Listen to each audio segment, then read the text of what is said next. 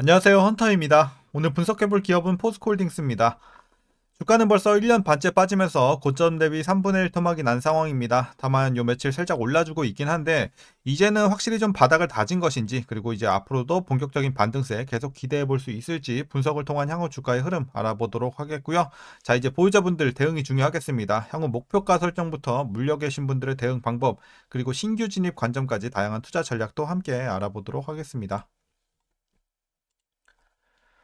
자, 이어서 수급 상황 살펴보도록 하겠습니다. 한 달 기준으로 개인이 팔았고요. 외국인과 기관이 샀습니다. 그리고 최근까지도 거의 같은 스탠스가 유지가 되고 있어요. 그래서 최근의 반등 흐름은 외국인과 기관의 매수가 이끌고 있다, 이렇게 정리할 수 있겠고요.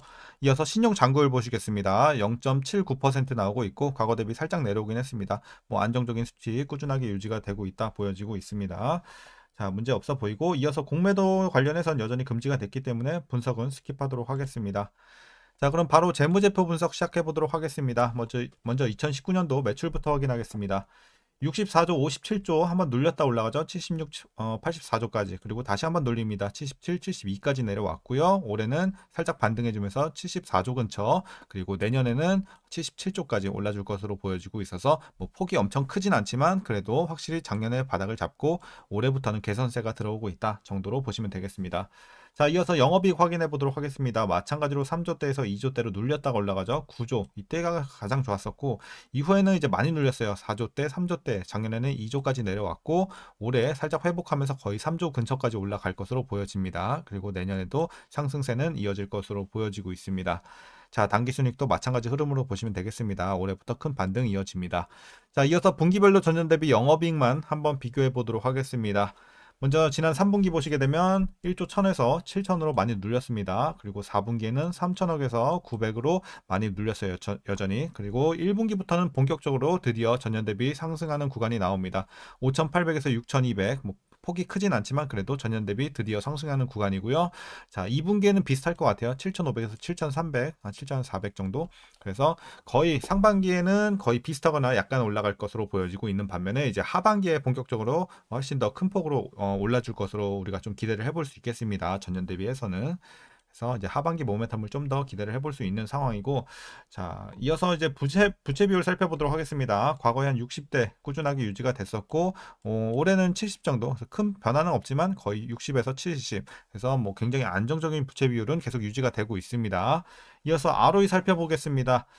자, 과거에 실적 좋았을 때는 14 근처까지도 올라갔었지만 이때를 제외하고는 거의 4, 6, 3, 나쁜 수준을 계속해서 유지를 하고 있습니다. 그래서 올해도 3 정도. 그래서 수익성은 상당히 좀 아쉬운 상황입니다. 물론 올라주고 있는 상황이긴 합니다만 내년까지도 아직은 두 자릿수 진입은 꿈꾸기는 힘든 상황입니다. 수치가 좀 많이 아쉽습니다. 자, 이어서 EPS 살펴보도록 하겠습니다. 실적과 마찬가지로 보시면 될 것 같아요. 작년까지 크게 눌렸다가 반등 시작하는 올해가 되겠습니다. 자, 그리고 이제 배당금은 올해 1,375원 예상이 되고 있고요. 만일 이대로 배당을 하게 된다면 현재 종가 기준으로 계산했을 때 배당 수익률은 약 4.01% 기대해 볼 수 있겠습니다. 그래서 지금 주가가 많이 내려왔기 때문에 배당 메리트가 상당히 커졌다. 그래서 4%면 상당히 괜찮죠.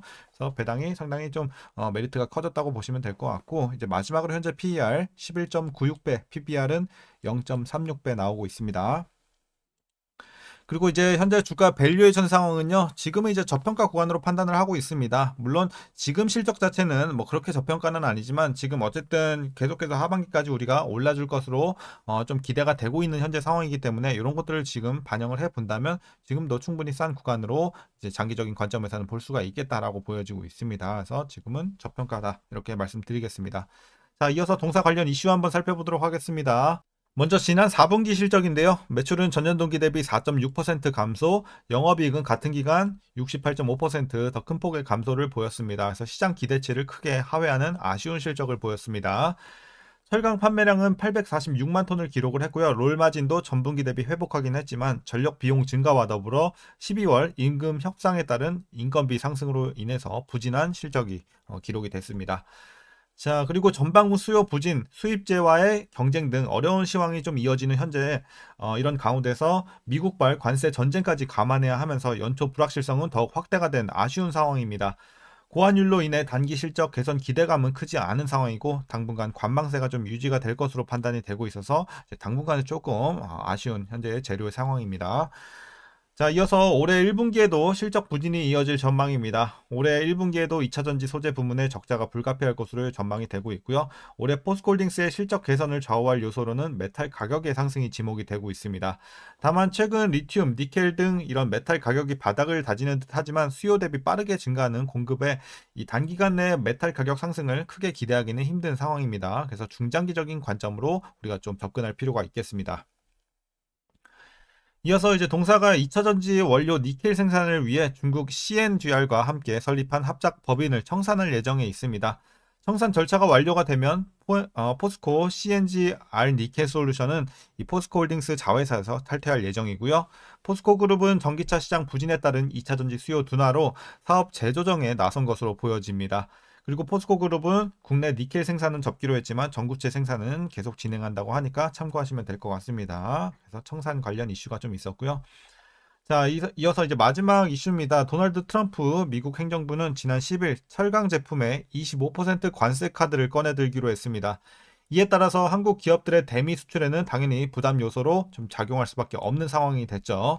그리고 현재 한국은 대미 철강 수출에서 263만 톤의 이 무관세를 이제 적용을 받고 있는데 향후 여기에도 25%의 관세가 적용될 가능성이 생긴 것입니다. 자, 그래서 이제 철강 업계에 부정적인 영향이 불가피하겠으나 지금까지 발표된 관세 수위보다는 낮은 결과가 예상이 되고 있고요.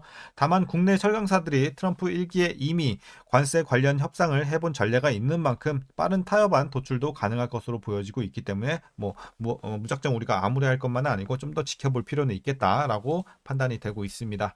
자, 그럼 최근의 이슈는 이 정도로 정리하도록 하겠고요. 이제 마지막으로 여러분들 투자 전략 설명드리면서 영상 마치도록 하겠습니다. 그럼 먼저 신규 진입 관점입니다. 지금 신규 진입은 긍정적으로 판단하고 있습니다. 다만 이제 중장기적인 관점에서 긍정적이라고 말씀드리는 거지 뭐 당분간 여러분들이 막 큰 반등 기대하기는 아직은 시간이 좀 필요해 보입니다. 그래서 여러분들이 이제 단기적으로 혹은 중기 이하로 좀 짧은 기간 내에 수익을 크게 내고자 하시는 분들은 다른 종목으로 보시는 게 맞을 것 같고, 나는 뭐 1년 이상 보유할 자신이 있다 하시는 분들에 한해서는 지금 들어갔을 때 또 기회의 자리로 잡을 수는 있다고 판단을 하고 있습니다. 그래서 지금 주가의 레벨 나쁘지 않기 때문에 여러분들 어쨌든 하반기 이후에 좀 모멘텀이 좀 크게 자리 잡고 있는 만큼 개선이 될 수 있는 여지가 큰 만큼 우리가 좀 시간이 많이 필요합니다. 상반기까지는 뭐 회복이 될 수는 있을지언정 막 엄청나게 가파른 뭐 이렇게는 좀 힘들 것 같아서 완만하게 좀 올라가다가 하반기 근처 도달했을 때부터 이제 슬슬 이런 것들 좀 선반영이 된다면 그래도 한 4월, 5월 이후 이 정도부터는 그래도 조금 더 탄력 받으면서 올라갈 수 있을 것으로 판단이 되고 있기 때문에 우리가 조금 더 상반기에는 그래도 좀 시간을 가지고 보자라는 관점입니다. 그래서 어쨌든 장기적인 관점에서는 지금 기회 가격으로 좀 볼 수는 있겠다. 자, 이렇게 말씀드리도록 하겠고, 이어서 보유자분들 대응 방법입니다. 먼저 목표가부터 설정하도록 하겠습니다. 자, 현재 목표가는 일단 37만원 보고 있습니다. 자, 37만원 드리도록 하겠고, 뭐 목표가에 너무 큰 의미를 둘 필요는 없을 것 같습니다. 이제 시간이 가면 갈수록 충분히 목표 주가는 계속해서 상향 가능성이 크다고 보고 있고, 특히나 이제 하반기 들어서는 이제 중국 관련 모멘텀들이 좀 크게 들어올 것으로 예상이 되는 만큼 이제 목표 주가는 현재 그냥 여기까지 열려 있다 정도로만 보시면 될 것 같아요. 그래서 향후에 계속해서 우리는 어차피 장기로 보는 거기 때문에 계속해서 그냥 목표 주가까지만 볼 게 아니라 계속해서 위까지 한번 노려보는 게 낫지 않을까. 그래서 상향 가능성 계속해서 열려 있기 때문에 좀 기대를 해보자라는 관점으로 일단은 지금은 37만 원 제시를 했고요.